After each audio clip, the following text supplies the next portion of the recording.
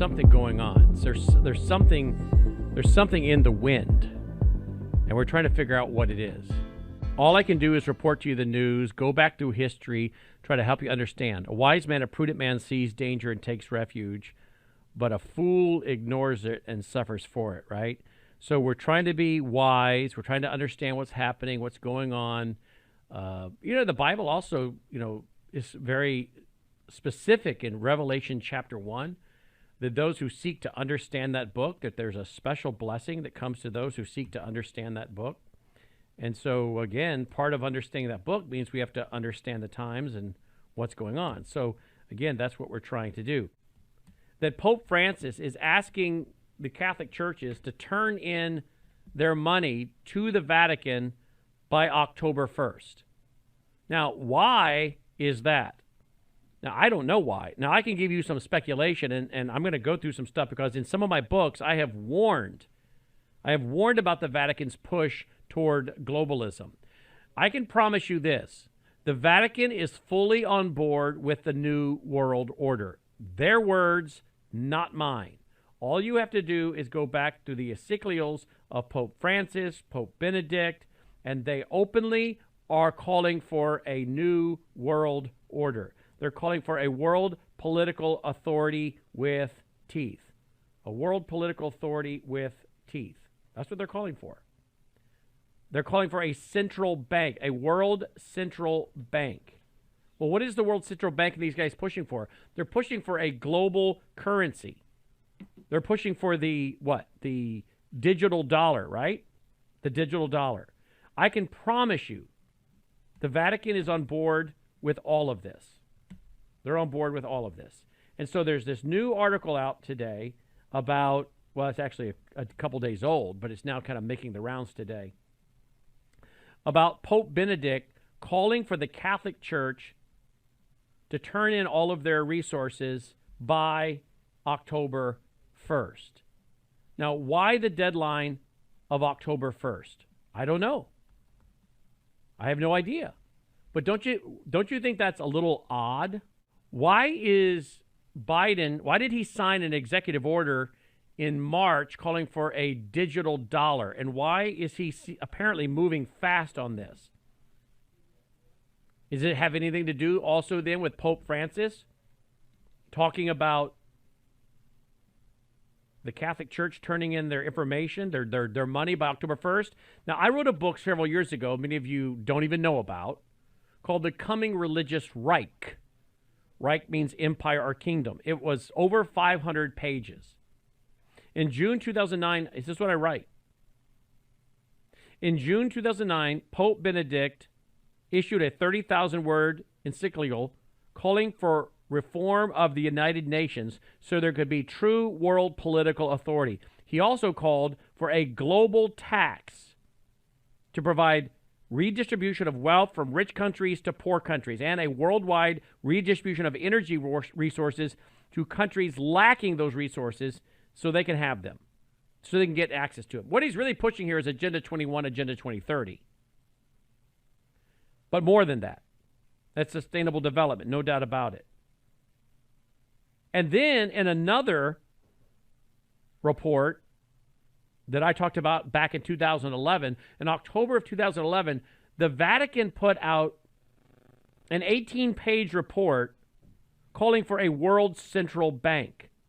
And they used the words in that report in 2011. They were calling in that 18-page report for a world central bank, and they used the word common good 22 times. How do I know? Because I counted every time they used the word common good. Common good is another word for communitarianism, communism light, collectivism, the common good, collectivism. Now, what's very interesting is people talk about the Vatican and its wealth. Do you know how wealthy the Vatican is? The Vatican is so wealthy that I have in this book a report that says that the wealth of the Vatican is so great that they could not even calculate it if they wanted to. Even if they wanted to, they could not fully calculate the wealth of the Catholic Church because they have so much money. We're talking the first or second, it's been reported that they are the first or second largest owner of land in the world. The first or second largest owner of land in the world. Then you're talking about all kinds of artifacts, paintings that are frankly priceless. How do you put a price on some of them, right? Now, I just told you about that, about Benedict and Pope Francis, because Pope Benedict puts out this encyclical. Pope Francis turns around and quotes from it. So they're both on the record wanting world government, a world central bank. Now ABC News is reporting, other outlets, the Pope is wanting the Catholic subsidiaries to turn over their finances to the Vatican by October 1st. I deal with that again in my book, The Coming Religious Reich, on page 180. But I go into even greater detail on the Pope's encyclical, Pope Benedict's encyclical. He says the current crisis presents us with choices that cannot be postponed concerning nothing less than the destiny of man. The different aspects of the crisis, its solutions, and any new development that the future may bring are increasingly interconnected. They imply one another. They require new efforts of holistic understanding and a new humanistic synthesis. That's the Hegelian dialectic, folks. Merging of things together, which is not shocking because you have a Pope, Francis, who is a Jesuit, and the Hegelian dialectic process, that is a big part of the Jesuit order, has been for centuries and centuries. The current crisis, then, in the encyclical by Pope Benedict years ago, the current crisis obliges us to replan our journey, to set ourselves new rules and discover new forms of commitment, to build on positive experiences and to reject negative ones, to manage the global economy. To manage the global economy, to bring about integral and timely disarmament, food security, and peace. Now, let me ask you something. Back in 2011, how many of us were thinking about food security? Not many of us. Not many of us.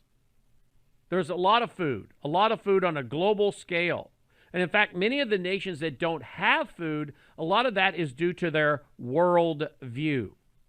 Whether we're talking India not wanting to kill the rats that eat the grain that they need to feed the cattle. Whether we're talking, again, other nations, not all nations, but there are many situations where the reason that there are people that are hungry and starving, it's a worldview issue in many, many cases. The leaders are tyrants. The leaders are dictators. They starve their people. It's not that we have a global food crisis, certainly not then. So why was Pope Benedict back in around 2011 talking about the need to manage the global economy and food security? 1974, the Kissinger report. What did Henry Kissinger call for? He called for using food to control countries. He called, in the Kissinger report, it was declassified in 1989 by the Reagan administration. Henry Kissinger, during the Nixon administration, was calling for using food to convince countries around the world to be involved in abortion on demand, population control. They want to decrease the world's population, and they didn't want it to go over 8 billion. We're at about 8 billion right now. I believe a lot of what we're seeing is not only based on their greed, their lust for power, control, money, but a lot of what we're seeing is also based on occultism. Occultism. This idea that we're damaging Mother Earth, that humans are a blight. It's the same worldview of Adolf Hitler that said that nature was to be served by man versus nature serving man. Nature was above man. The matter preceded the mind. Evolutionary, Darwinian evolutionary thinking. The matter preceded the mind. The earth was before man. Man came out of the earth, they teach,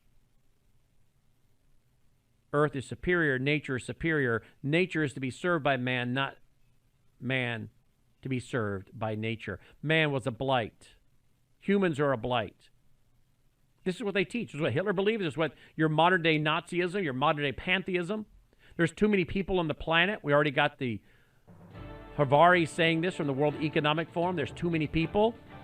And here was the 74 report by Kissinger saying we need to have population control.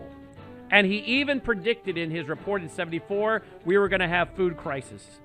We were going to have a fertilizer crisis, a fertilizer shortage. Now, how did they know that in 1974? But then they called on the UN to help with this population control, the UN to help with the food crisis, the UN to help with the food riots. They said there would be fertilizer shortages. They needed to have forced sterilization, abortion on demand, and then they could use food to control the world. The Vatican Bank currently has 5.1 billion euros in assets under management and reported 18 million euros in profits last year. The bank has previously donated 50 million euros a year of its profits to the people to pay for the Vatican bureaucracy, but profits have fallen in recent years. So I don't know what's going on.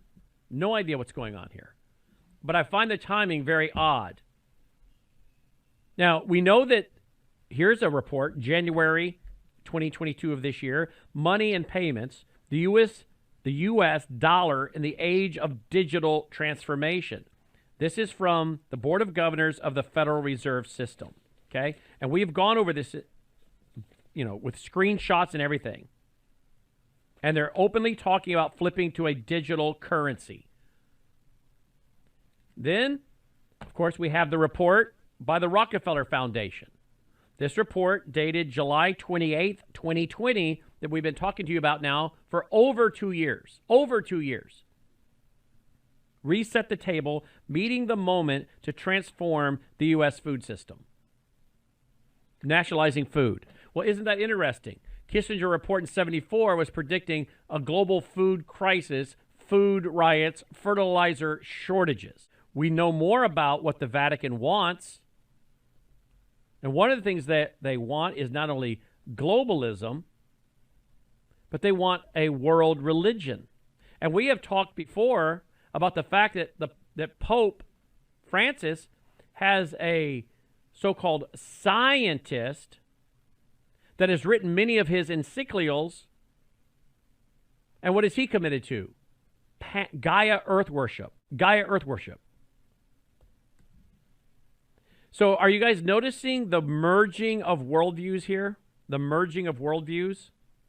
Indeed, it's happening, and it's happening very quickly. Now, there are so many things happening at so many different levels that maybe we don't think they're connected. But I think many of these things are connected.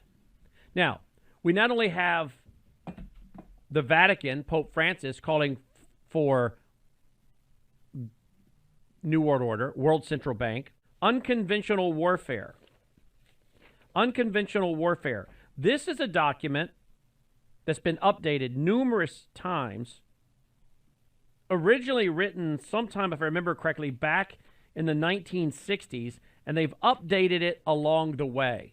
And in this document, Unconventional Warfare, this, by the way, this is when our government used to actually do work and explain how a communist revolution could take place in America and how to fight it off. Originally, as I said, this report came out in the 60s, and they kept updating it.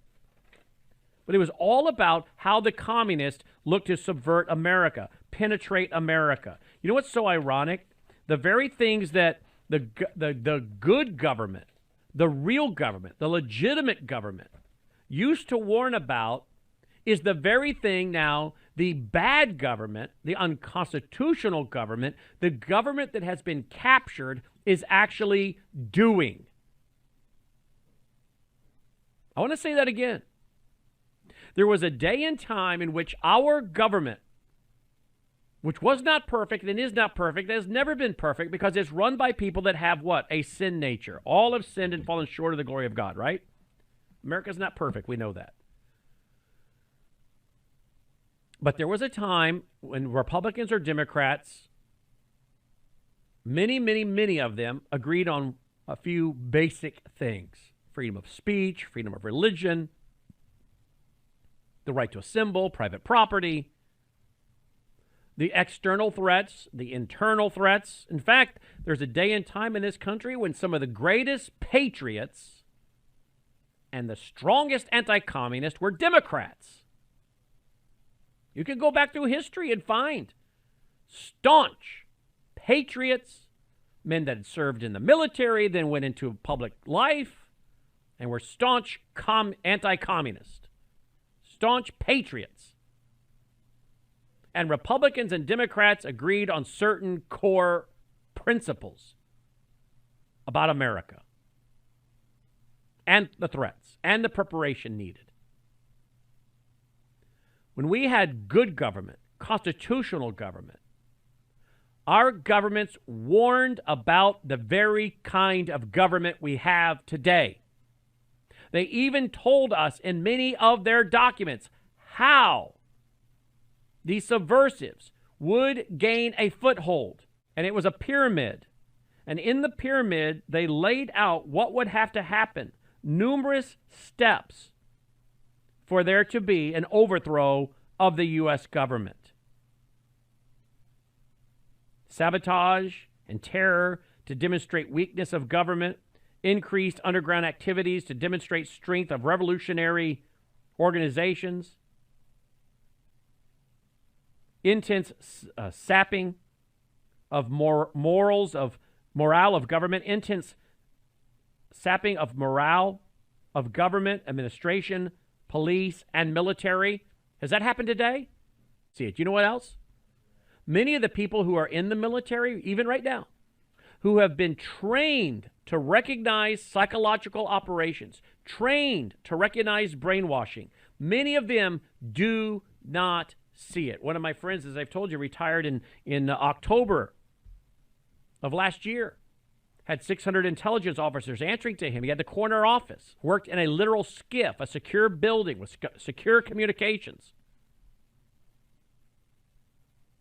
He was overseas in a certain nation for his last assignment before retiring. Some of them were in his own department, working in the same room overseas, were excited about a Biden administration. They were excited about a Biden administration.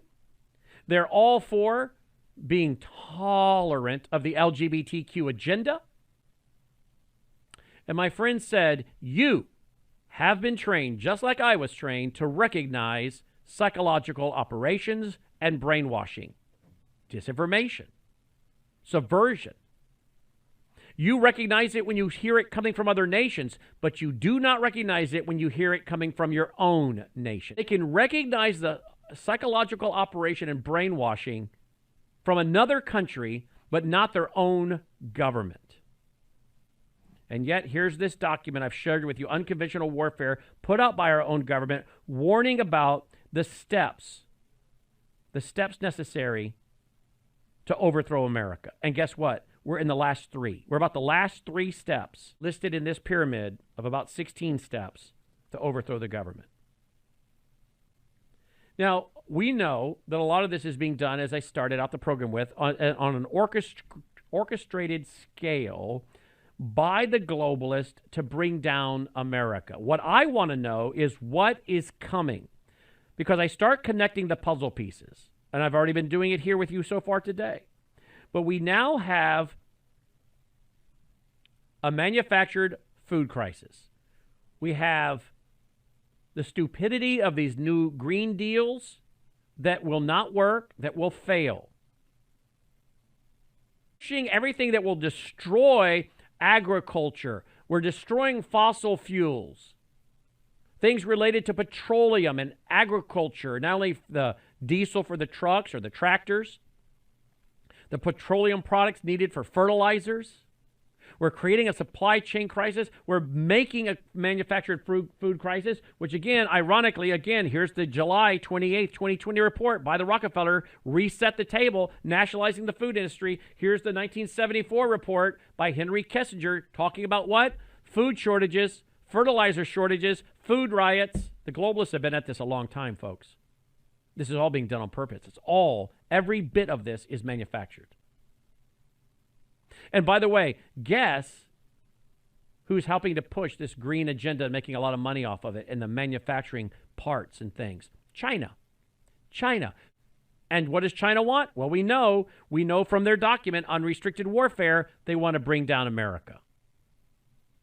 And now we have subversives inside the country helping do it. We have Pope Benedict, Pope Francis on the outside, along with other religious world leaders calling for the destruction of America, redistribution of wealth. But how many Americans see what we're talking about? The question is, what do they need to do to stop the American people showing up in mass in November and voting for people who will respect the Constitution and the rule of law? And if they all wait to the last day, the election day, to vote, like they did in Arizona for Kerry Lake, what is coming for these people? And what do they have planned so they don't have to let go of the reins of power and possibly have the government be cleaned out, and then start prosecuting them? Why is New York City running PSAs about nuclear attack? What is going on with all the dots we've been connecting? Peace with U.S. only possible after New World Order. This is what a Putin ally said, and I reported this to you back in January of this year. Peace with U.S. only possible after New World Order. It's a Putin ally. Remember Obama telling Medvedev, the then president of Russia, to tell Putin, I'll have more flexibility after I'm elected? Folks, this is all being orchestrated. Don't you think the invasion of Ukraine by Russia and all that's going on, and by the way, here's another piece of the puzzle, us shipping all of this military equipment to Ukraine to our detriment, to our national security detriment. So they're purging the military. They're cleaning out the military. So we're cleaning out the military of the kind of people we need, people that question authority, unconstitutional authority, who have courage of their convictions. Those are the kind of people you want in the military. They're cleaning them out. They've labeled us outside the military, who are constitutionalists, who love the law, who are not for lawlessness, who are not for violence, who want to live peaceably.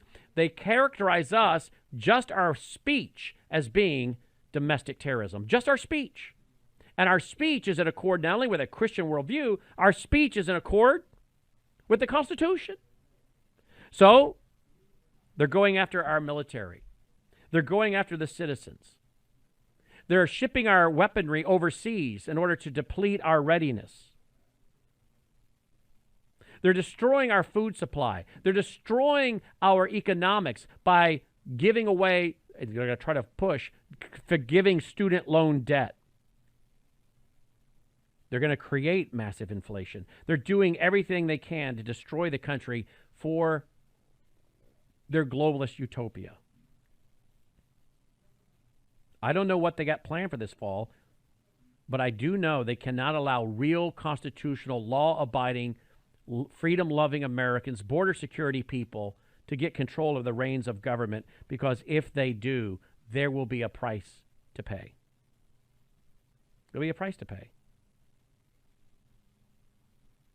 So I don't know what they have planned. But I can certainly look at the calls for possible nuclear attacks in New York, the calls for a digital currency, and say, these people are planning something. Now, why Jim Rickards is calling and saying that there's going to be a digital dollar that we roll to by December, and he gives the date, I don't know. But something's in the wind. What